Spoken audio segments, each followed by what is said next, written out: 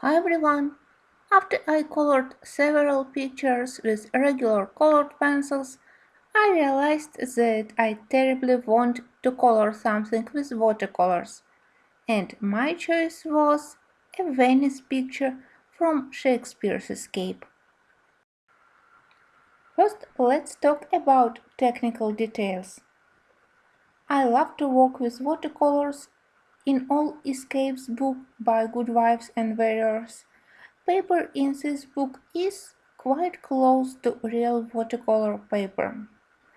It's quite thick, so I never had any problems with bleeding through, even if I worked wet on wet, so when I pour a lot of water on the page, maybe in the end of my coloring my page is a little bit buckled, but after everything dry completely or after I iron it, paper becomes totally smooth again, so my book looks quite nice and buckling is never a problem for me after I discovered this method of ironing paper.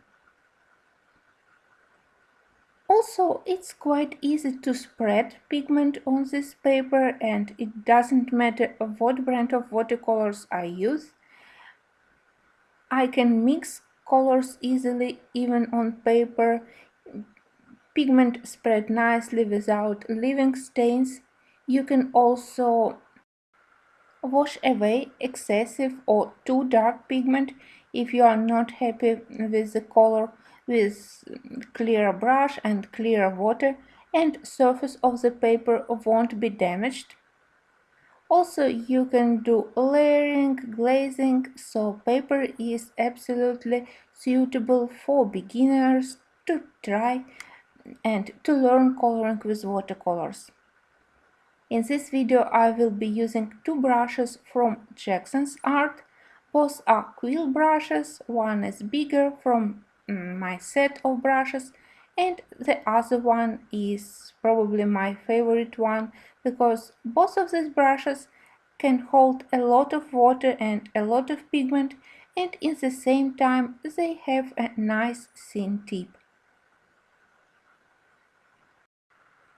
And as usual, when you color with watercolors, you have to remember that uh, after watercolor dry, they will be paler, not as bright as when they are wet.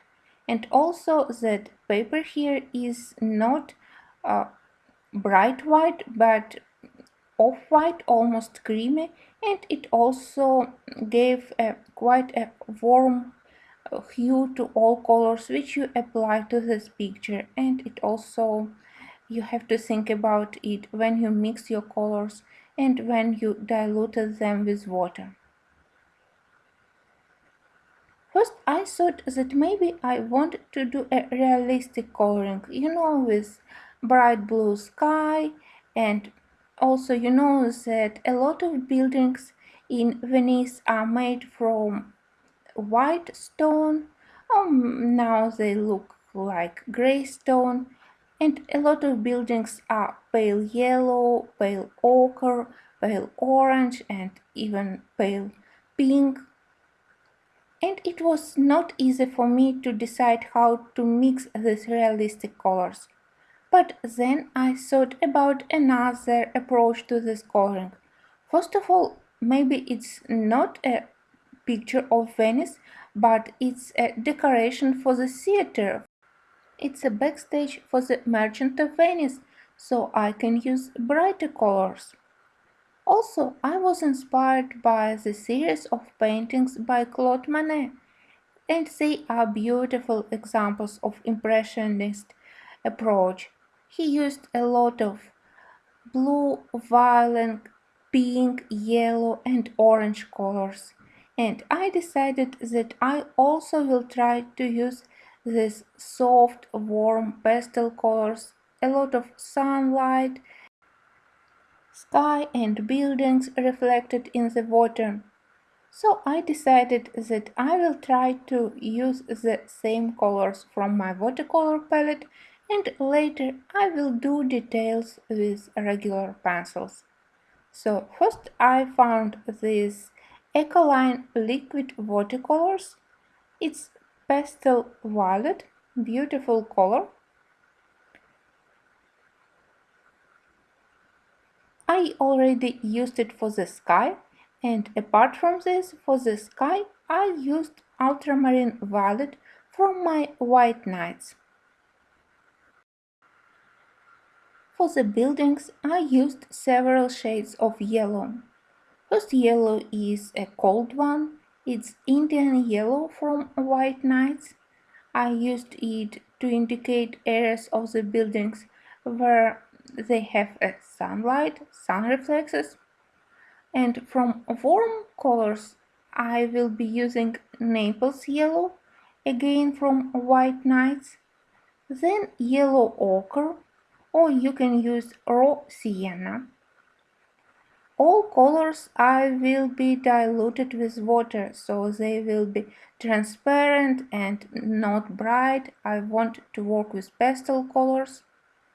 For the brick roofs, I will be using red, light oxide red by Royal Talents Van Gogh, but the same colors is available in white nights like English red or in many other brands.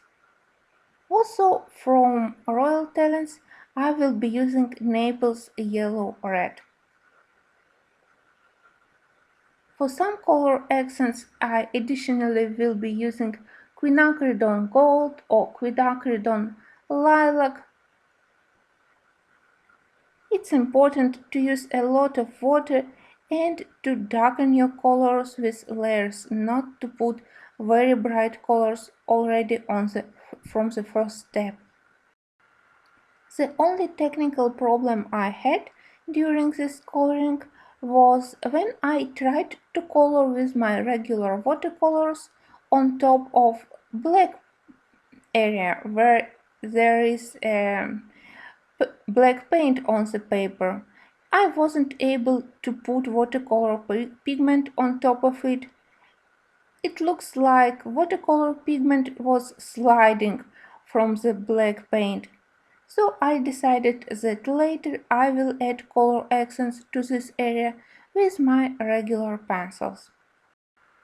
I hope that you will find some inspiration in this video and that you will join me in the second part where I will be working on details.